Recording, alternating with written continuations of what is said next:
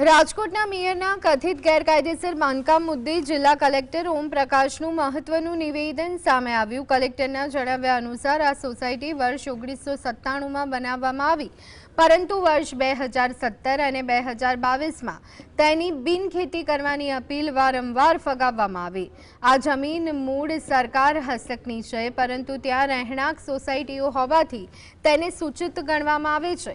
જો કે સરકારના નિયમો મુજબ આવી સૂચિત સોસાયટીઓને રેગ્યુલરાઇઝ કરી શકાય છે, પરંતુ અત્યાર સુધી આ પ્રકારે સોસાયટીને કાયદેસર કરવા માટે વહીવટી તંત્ર પાસે કોઈ જ સત્તાવાર અરજી આવી નથી। તમામ રહીશો જે છે આને સરકાર અધિકાર આપે છે કે પોતપોતાના વેલિડ આધાર પુરાવા રજૂ કરીને આને આપ નિયમબદ્ધ કરાવી શકો છો। તો આ પ્રકારનું એક બાંધકામ છે, જે પણ અરજદાર અથવા વચ્ચે પણ 2021 અને 24માં પણ એક શક્તિ સોસાયટી અને એક બીજી સોસાયટી દ્વારા પણ આ જ સર્વે નંબરમાં સૂચિત